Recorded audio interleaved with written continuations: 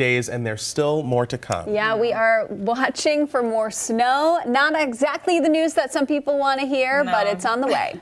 The good news is it's fluffy, it's a lot lighter, and it's not as much. No. So this is not going to cause power outages. This is not going to cause as much of an impact as the last one did. But is it going to snow? Yes. Is it going to be heavy? No.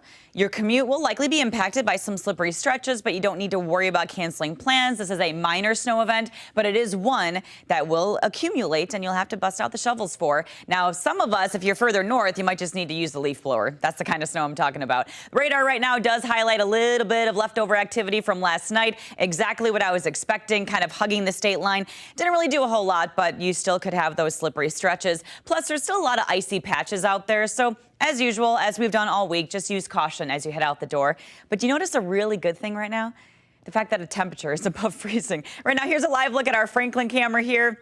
And you can see, obviously, a pretty nice, clean start to the day. We do have mostly cloudy skies, which help to keep our temperatures a little bit more stable. And in fact, look at that right here. You can see some warmer air trying to get in. But right now, the wind chill value is around 7 degrees in Milwaukee. The actual temperature, 16. We have not seen that temperature since last week, Saturday. So we have been so cold. This is going to feel warm. We are dry all day, highs right around 15 degrees, so we don't see that temperature fluctuate too much. This right here is where our next weather system is coming from. Let's watch it as it goes its way from west to east. It's just going to take this ball of snow, kind of roll it through right down I-94 there. So Eau Claire, La Crosse, Madison, Toma kind of getting impacted by that. Likely doesn't reach the Dells, but you can see this is about 5 o'clock and it's just now getting into Madison. Now, I do believe there are some spots to the south that could see this activity a touch earlier, but generally this is a 5 p.m. to 8 p.m. start time from west to east.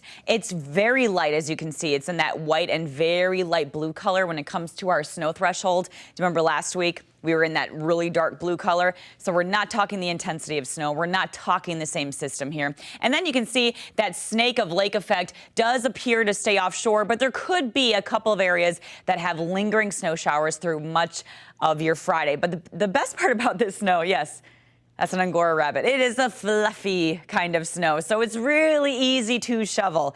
Nothing like the last system that we did have. This is how much I'm expecting.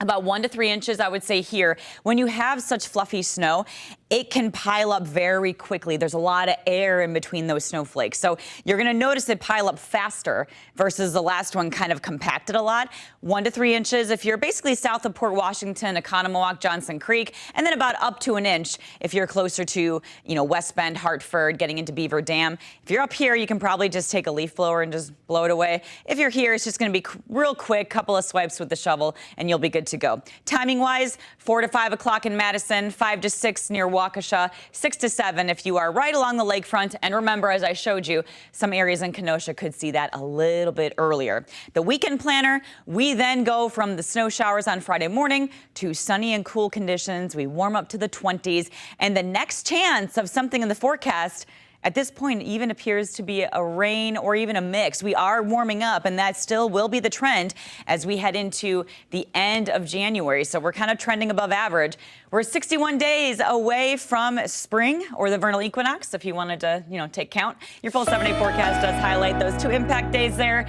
Nice sunny weekend ahead. And then next week we will warm up enough to even introduce rain back to the forecast.